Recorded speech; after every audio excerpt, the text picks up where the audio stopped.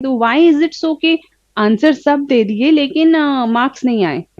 लेकिन this is not a very good strategy. Answers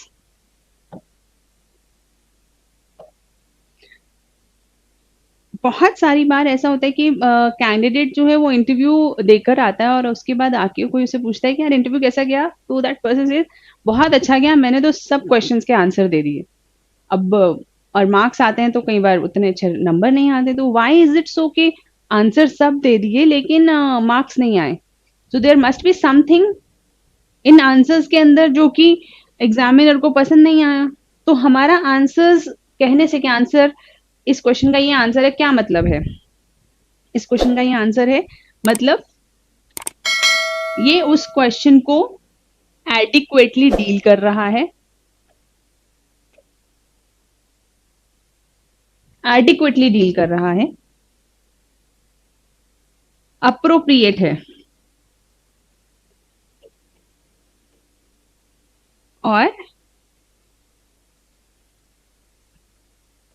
tone and expressions are matching.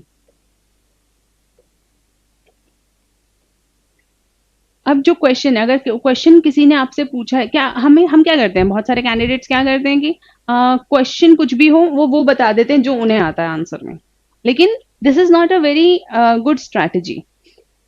एक examiner जब आपसे एक क्वेश्चन पूछता है तो वो आपकी बहुत सारी कैपेबिलिटीज को अनकवर करने के हिसाब से उस क्वेश्चन को फॉर्म करता है। पहला, कि आपकी लिसनिंग कैपेबिलिटी कैसी है, are you listening to their question? अगर आपने क्वेश्चन ढंग से लिसन ही नहीं किया है, अगर आपने क्वेश्चन ढंग से सुना ही नहीं है, तो आप उसका आंसर एडिक्वेट अप्रोप्रिएट और एक्यूरेट आंसर दे ही नहीं पाएंगे। तो अगर आपसे पूछा गया कि आप इकोनॉमी को एनालाइज करिए in the perspective of global scenario, लेकिन अगर आप सिर्फ इंडियन पॉइंट्स, इंडियन पर्सपेक्टिव से ही चीजों को एनालाइज किए जा रहे हैं, तो this means you haven't heard the question clearly. आप ये नहीं समझ, आपने क्वेश्चन को नहीं सुना कि ग्लोबली जो कुछ की पॉइंट्स होते हैं जिनको ध्यान से सुनना और उनको आंसर करना बहुत जरूरी होता है। तो आपकी एग्जामिनर आपकी लिसनिंग कैपेबिलिटी देखता है। दूसरा, आपका चॉइस ऑफ वर्ड्स कैसा है, आपका चॉइस ऑफ वर्ड्स कैसा है? अगर आप जार्गन बताए जा रहे हैं, मतलब आपसे सिंपल सवाल पूछा गया कि अपनी अपनी अपनी एजुकेशनल क्वालिफिकेशंस के बारे में बताइए, लेकिन आप चालू हो गए एकदम प्रेप से और उसके बाद अपनी स्कूल लाइफ, इट्स नॉट, आप इंटेंट समझिए ना कि एग्जामिनर का इंटेंट क्या है आपसे वो क्वेश्चन पूछने का। वो आपकी मेजर अकम्प्लिशमेंट्स पूछना चाहता है, तो कम शब्दों में अपनी बात को ज्यादा कहना is an art of interview, is an art of answering. तो आपको अपने चॉइस ऑफ वर्ड्स पे ध्यान देना है।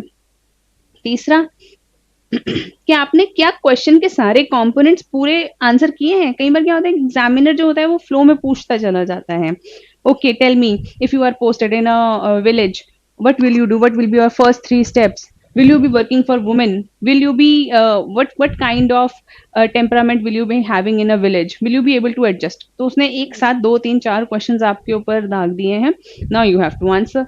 और अब आप you have to take account, जब आप क्वेश्चन पूछ रहे कोई व्यक्ति जो एग्जामिनर है, तो you have to take account कि उसने मुझसे ये 3 सवाल पूछे हैं and I have to answer in that sequence. So you can say yes sir, if I am posted in village, I will be dealing with these 3 issues, yes I will like to work for women, या और भी जो सवाल हैं।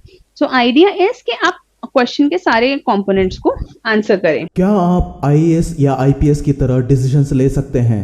चलिए इन सवालों से पता करते हैं। आपका सवाल है, A blast was triggered of injuring many when the night shift workers at an ordnance factory were handling for signaling explosives. The course of action that you can take is 1. The factory management should train its staff as regards to the safety aspects of handling such explosive materials. 2. The services of the supervisor in charge of the night shift should be terminated immediately. 3. The factory should immediately stop carrying out such exercises at night. इनमें से कौन सा option आप choose करेंगे? A 1 and 2 only, B 2 and 3 only, C 1 only, D 3 only। तो दोस्तों, पिछले video में मैंने आपसे एक सवाल पूछा था जिसका सही जवाब है option B, face it and change it.